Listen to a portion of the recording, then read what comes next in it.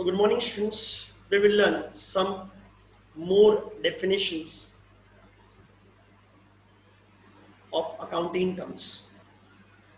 Now definition number 6, debtors. Now debtors means what? तो उसको example से करेंगे हम लोग, सिर्फ पढ़ लेते बाद में हम करते समझते क्या है. Debtors is in person or party. ये पर्सन है, पार्टी मीन्स बिजनेसमैन, ओके, या business enterprise. Debtor is in person और party from whom business has to receive the money. Okay, जिसको बिजनेस से पैसा लेना है, जिसको बिजनेस से पैसा लेने का है, वो कौन है? डेटर्स है. ओके, पॉइंट है. तो डेटर इज एन पर्सन और party from whom business has to receive the money. तो जिस सिंपल लैंग्वेज में जिससे पैसा लेने का है वो कौन है? Debtor. He is a seller. He is अ क्या आएगा? सेलर. Point clear? ओके, ये थोड़ा आई थिंक सो गड़बड़ है. वो डेटर इज अ सेलर नहीं आएगा, डेटर इज अ क्या आएगा? बायर आएगा. गड़बड़ है, टाइपिंग एरर है. ओके, तो डेटर इज इन पर्सन और party from whom business has to receive the money. He is a buyer. वो बायर है, सेलर नहीं है. एग्जाम्पल करेंगे तो समझ. तो याद रखो सिंपल लैंग्वेज, जिससे पैसा लेने का है, जिससे पैसा लेने का है, ओके, जिससे पैसा लेने का है वो कौन है? डेटर. वो कौन है? डेटर. ओके, ये कुछ कोई लिख रहे हैं. ओके,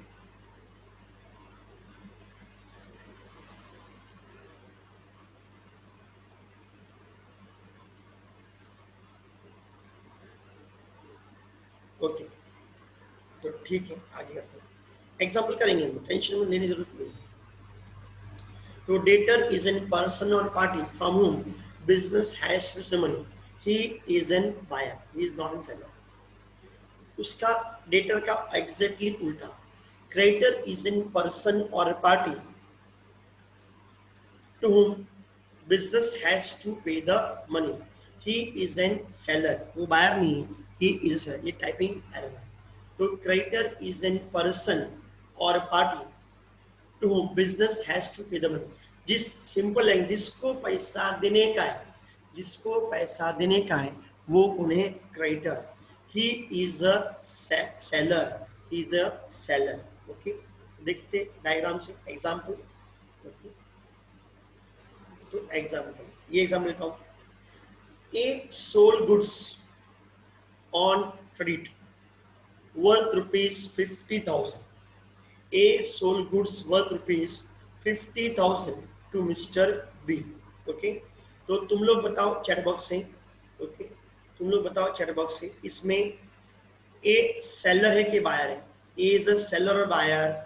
चलो जल्दी बताओ, ए इज अ सेलर और बायर? चलो फटाफट. A sold goods on credit worth ₹50,000 to B. तो A is a seller के buyer. A is a seller and B कौन है? A is a seller and B is a buyer. A is a seller and B is a buyer. Okay, तो हम आगे बढ़ते हैं. Point clear?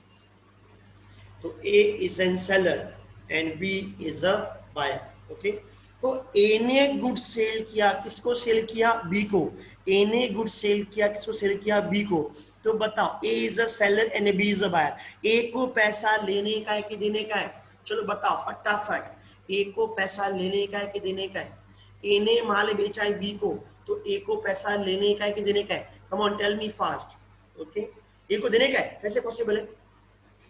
Okay, प्रांजल बोल रहे देने का है. ए ने माल बेचा तो ए को पैसा लेने का देने का है? ए को पैसा लेने का है. A has to receive the money. Okay, तो A sell the goods to B, तो ए को पैसा लेने का है. किससे लेने का है? बी से लेने का है. ओके, ना बी को पैसा देने का है कि लेने का है? चलो come on tell me. B को पैसा देने का है कि लेने का है? Come on tell me. Okay, B को पैसा देने का है, किसको देने का है? बी को पैसा किसको देने का है? ए को देने का है, राइट.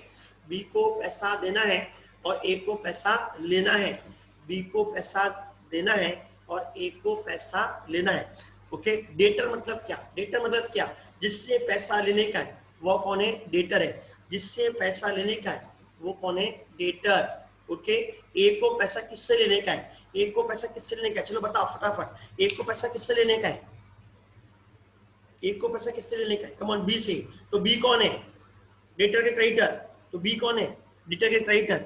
जिससे पैसा लेने का है वो डेटर है, जिससे पैसा लेने का है वो डेटर है। एक को पैसा किससे लेने का है, बी से लेने का है। तो बी कौन हुआ, come on tell me first, B कौन है, बी क्रेडिटर किससे हो गया, how the B is a creditor,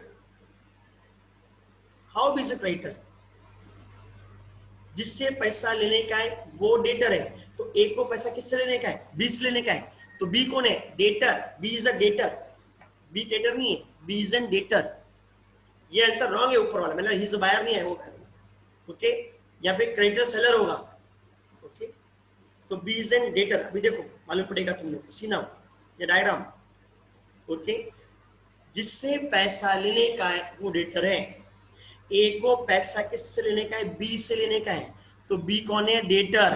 B किसका डेटर है, ए का डेटर है। बी किसका डेटर है, ए का डेटर है। ओके, ओके, बी को पैसा किसको देने का है, ए को देने का है। तो जिसको पैसा देने का है वो कौन है, क्रेडिटर। जिसको पैसा देने का है वो कौन है, क्रेडिटर। तो ए कौन है, कम ऑन टेल मी, जिसको पैसा देने का है वो क्रेडिटर है, जिसको पैसा देने का है वो क्रेडिटर है। तो A is the debtor or creditor, come on tell me, A is a creditor, A is an creditor, सही जवाब। तो ए इज अ क्रेडिटर, ए किसका क्रेडिटर है, बी का क्रेडिटर है। Okay, point clear. तो मैं फिर से रिपीट करता हूँ, A sold goods on credit worth ₹50,000 to B. Okay, A ने गुड्स बेचा, किसको बेचा, बी को बेचा। Point clear. तो ए को, A is a seller and B is a buyer. जो माल बेचे उसको पैसा लेने का है, जिससे पैसा लेने का है वो डेटर है। ए को पैसा किससे लेने का है, बी से लेने का है, बी कौन है, डेटर। जिसको पैसा देने का है वो कौन है, क्रेडिटर। बी को पैसा किसको देने का है, ए को देने का है, तो बी कौन है, क्रेडिटर। ओके, सॉरी, ए कौन है, क्रेडिटर। Point clear. तो A is an creditor of B, okay, and B is an debtor of A. अब हम एग्जांपल देते हैं, Mr. A sold goods worth ₹1,000 to Mr. B on credit. ठीक है, B has to pay to Mr. A. Therefore, B is an debtor of A. B is an debtor of A, and A is an creditor of B. तो तुमको याद रखना है, जिससे पैसा लेने का वो डेटर है और जिसको पैसा लेने का वो क्रेडिटर है। ये यहाँ पे टाइपिंग एरर है। Okay, he is a buyer नहीं, he is a seller. Creditor हमेशा सेलर होगा। ओके, क्रेडिटर हमेशा सेलर होगा और डेटर हमेशा बायर होगा। याद रखना, डायग्राम देखो, डेटर हमेशा क्या होगा, बायर होगा। डेटर कौन होगा, बायर होगा। सेलर कौन होगा, क्रेडिटर होगा। सब लोग को समझ में आया कि नहीं, क्लियर। मैं तुम लोग को चेंज करके नया भेज दूंगा, कोई टेंशन नहीं है। जो डेफिनेशन जो गलत है मैं इसको चेंज करके रेक्टिफाई कर दूंगा। ओके, चलो टेल मी फटाफट, सब लोग को समझ में एकदम क्लियर है, एकदम सिंपल है। ओके, कोई टेंशन की बात नहीं। तो डायग्राम के साथ दिए मैंने, क्लोज दिए। ओके, चलिए तो मैं डायग्राम में चेंज करके भेज दूंगा, एक एरो करके दूंगा। ओके, किसको पैसा देने का है, किससे पैसा लेने का है, डायग्राम में थोड़ा सा चेंज कर दूंगा, मैं एक एरो करके दे दूंगा, तो तुम लोग को बहुत ईजी पड़ेगा। कोई टेंशन की बात नहीं, ठीक है। नाउ आगे बढ़ते अपने नेक्स्ट डेफिनेशन पे। ओके, तो तुम लोग को क्लियर डेफिनेशन। ओके, चलिए तो मैं अभी इसको चेंज करता हूँ ताकि कोई कंफ्यूजन नहीं चाहिए। अभी मैं चेंज करता हूँ, he is a seller, debtor कौन है, he is a buyer. Okay, rectified ना। ओके, ये बायर है। अब यहाँ पे भी रेक्टिफाई करता हूँ, तुम्हारे सामने करता हूँ ताकि तुम लोगों को कंफ्यूजन ना हो। Is a seller, is a seller, ठीक है। और अभी तुम्हारे सामने मैं डायग्राम चेंज करता हूँ ताकि तुम लोग को कोई कंफ्यूजन ना हो। अभी चेंज करता हूँ मैं। ओके, मेरे को सिर्फ 1 मिनट लगेगा, ठीक है, ताकि तुम लोग को कोई कंफ्यूजन ना हो। Okay, don't take tension. Point clear.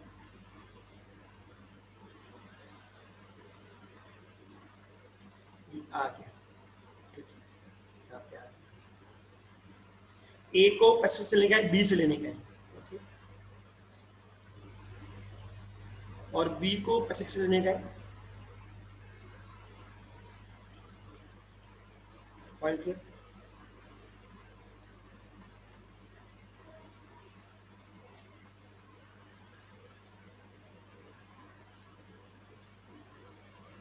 अभी करता हूँ मैं, टेंशन मत लो, 1 मिनट का टाइम लगेगा। देखो तुम घड़ी से गिन के काउंट कर लो, तुमको 1 मिनट ज़्यादा नहीं लगेगा।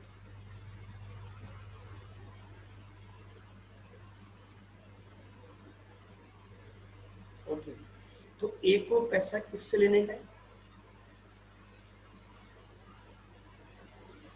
तो इतना काफ़ी है। ओके, इसको हम बाद में कलर चेंज कर देते हैं, इसको लोग ब्लैक कर देते हैं, इसको भी ब्लैक कर देते हैं। ना ए को पैसे से लेने का है, बी से लेने का है, और बी को पैसे से लेने का है, ए को लेने का है। पॉइंट है, तो सिंपल है। नाउ यू अंडरस्टूड, बहुत सिंपल है। ओके सर, एक बार फिर से एक्सप्लेन करो बोले। ओके, फिर से एक्सप्लेन करता हूँ। ठीक है, मैं जाता हूँ कंप्यूटर्स पे जाता हूँ, कोई टेंशन नहीं है हम लोग को। 1 सेकेंड, इसको मैं ऊपर दे दूँ, फिर से एक्सप्लेन कर रहा हूँ।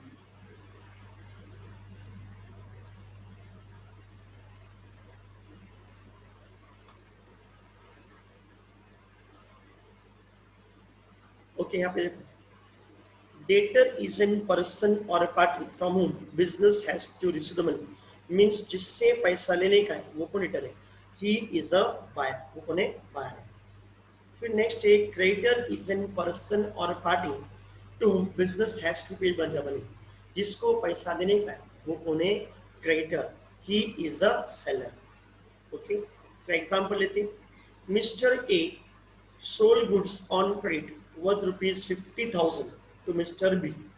In this example, A is a seller and B is a buyer. Okay, A ने गुड्स बेचा, इसको भी बी को बेचा, तो ए को पैसा लेने, किससे लेने का? बी से लेने का। जिससे पैसा लेने का है वो कौन है? डेटर, तो B is an debtor of A. Okay, जिसको पैसा देने का है वो कौन है? क्रेडिटर। बी को पैसा देने का है, ए को देने का है। ओके, तो ए इज एन क्रेडिटर। तो याद रखना है तुम लोग को, सेलर ऑलवेज क्रेडिटर होगा, बायर ऑलवेज क्या होगा? डेटर होगा। Okay, point clear? सब लोगों को क्लियर? ओके, सब लोग क्लियर? आगे बढ़े नेक्स्ट डेफिनेशन पे, बहुत सिंपल है। ओके, वैभव क्लियर? वैभव, प्रांजल क्लियर? वैभव, वैभव यस बोलेगा तो आगे बढ़ूंगा। वैभव बेटा क्लियर? वैभव आंसर दे नहीं रहे। यूवी का यस, वैभव का आंसर नहीं आ रहा है, सबका आंसर आ रहा है। ओके, वैभव का आंसर यस आ गया, आगे बढ़ेंगे। ठीक है, नाउ नेक्स्ट है। ठीक है, चलो इसके बाद क्या आएगा? Bad debts. Okay, bad debts. अब बैड डेब्ट्स मींस व्हाट? तो एग्जांपल लेंगे, बाद में डिफिनेशन बताऊंगा तो समझ में आ जाएगा। ना वो एग्जांपल है, A sold goods to B on credit for rupees 50,000। Suppose उसने क्रेडिट दिया, 2 महीने क्रेडिट दिया। कितना दिया? 2 महीने क्रेडिट। मीन्स ए को पैसे कम मिलेंगे बी के पास से 2 महीने के बाद, since credit period is how many months? 2 months. अब 2 महीने के बाद ए गया बी के पास, बोला कि मेरे को मेरे पैसा चाहिए। तो बी ने बोला कि मेरे पास अभी सिर्फ 30,000 रुपये हैं, ये 30,000 रख ले, 20,000 में तुमको 7 दिन में अरेंज कर देता हूँ। ओके, तो डी बी ए ने बोला चलो ठीक है, तुम 7 दिन का दे देना। फिर 7 दिन के बाद फिर से ए गया बी के पास कि मेरे को जो आपने बोला था 20,000 चाहिए। ओके, तो बी ने बोला कि मेरे पास अभी 20,000 तो नहीं है, मेरे पास तो सिर्फ 12,000 है। उसने 12,000 दे दिए, कितने बच गए? 8,000 बच गए। उसने बोला मेरे को और 7 दिन का टाइम दो, तब तक मैं आ जाऊँ। तो 7 दिन के बाद फिर से ए गया किसके पास? बी के पास गया और बोला, ओके बी के पास गया तो बी ने बोला कि मेरे पास पैसे नहीं है, मैं हो गया बैंकरप्ट। ओके, मेरे पास इतने भी पैसे नहीं है, मेरे तो खाने पीने के वांदे हैं। ओके, मेरा धंधा भी नहीं चल रहा है। ओके, मैं पैसे तेरे को नहीं दे पाऊंगा। Okay, I cannot give the money, bankrupt हो गया वो। ओके, हिंदी बोलेंगे दीवाना निकल गया। क्या निकल गया? दीवाना निकल गया। ओके, बैंकरप्ट हो गया, पैसे नहीं है। क्या हो गया? वो इंसॉल्वेंट हो गया। वो क्या हो गया? इंसॉल्वेंट हो गया। Point clear? तो अब जो 8,000 रुपया है, 8,000 रुपया है, वो अब नहीं आने वाला है। इन्हें बोला चल ठीक है 8,000 जाने दे, नहीं है नहीं है मत दे, चलेगा, तेरी इतनी कंडीशन खराब है, ओके, तेरे खाने पीने के वांदे, तो मैं उसको छोड़ डालता हूँ, मत दे 8,000। ओके, तो जो 8,000 ए को लेना था, किससे लेना था, 20 से लेना था। ओके, ओके, वो क्या हो गया, अब पैसा नहीं आने वाला है।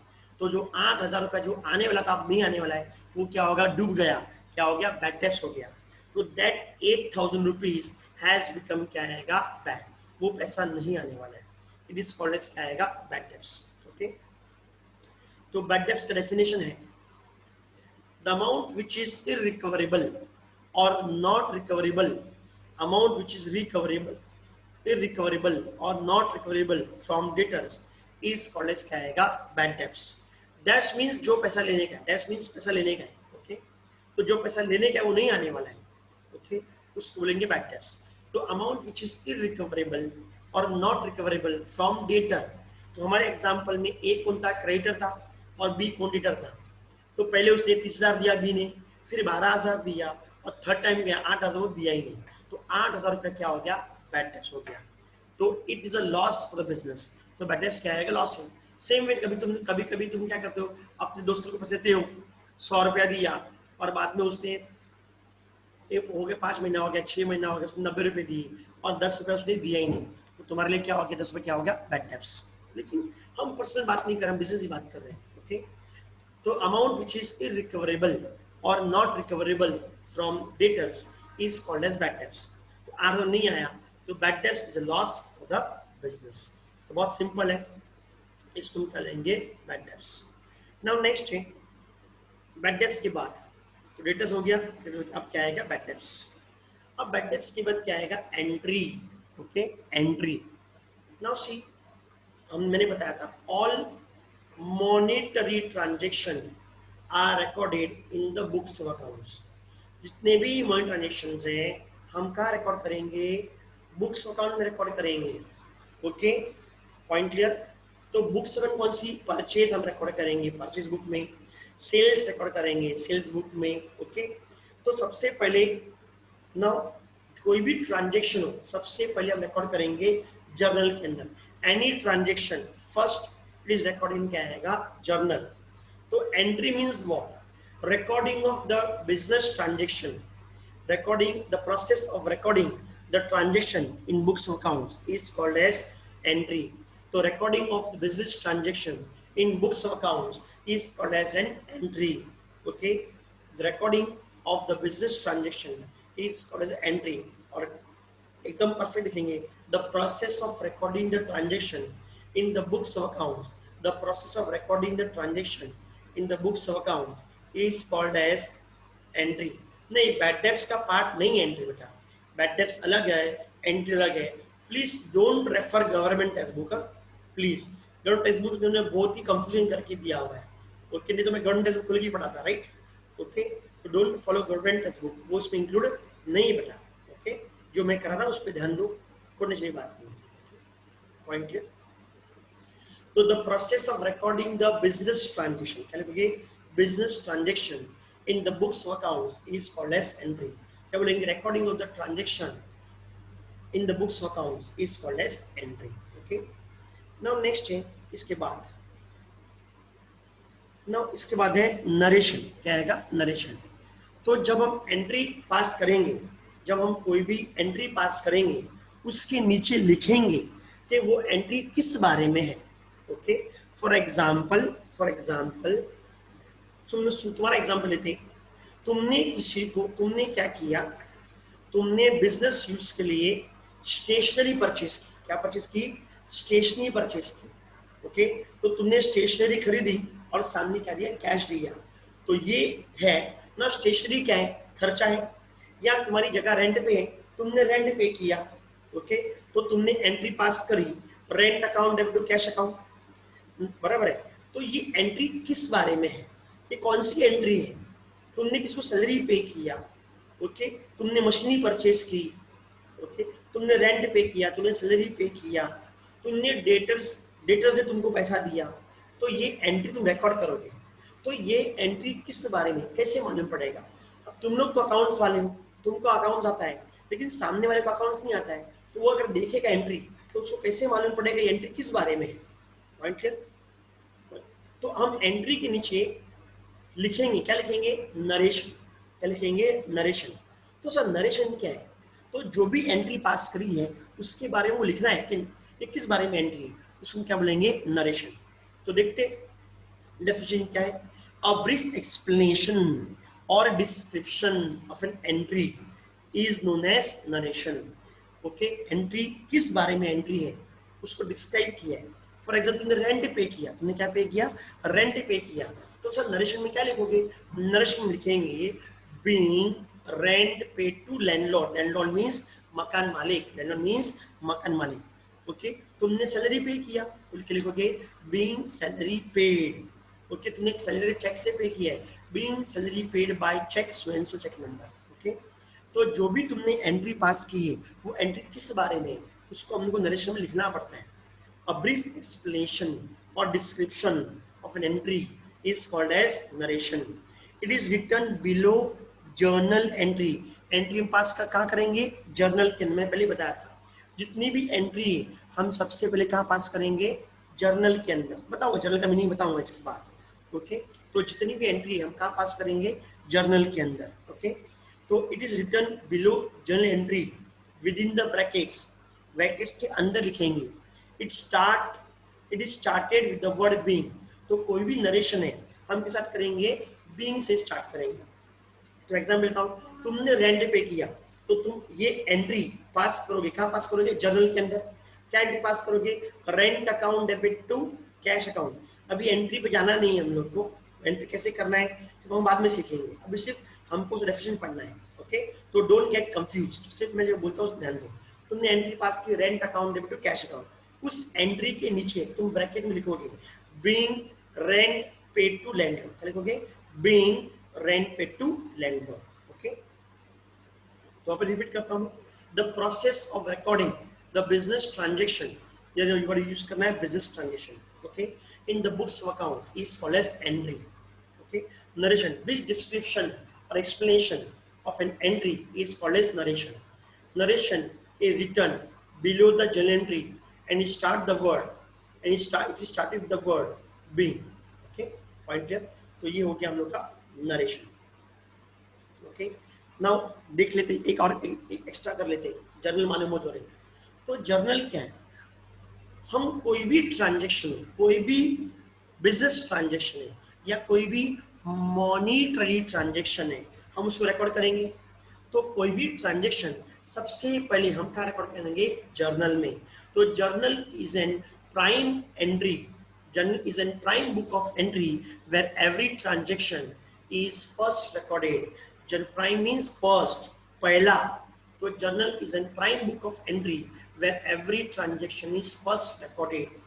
It contains 5 different columns such as date, particulars, LF, debit amount and credit amount. Okay, तो format है journal का। Okay, तो journal is an prime book of entry where every transaction is first recorded. कोई भी transaction हो, okay, वो business transaction है या वो मॉनिटरी ट्रांजेक्शन है, सबसे पहले कहाँ रिकॉर्ड करोगे, जर्नल के अंदर।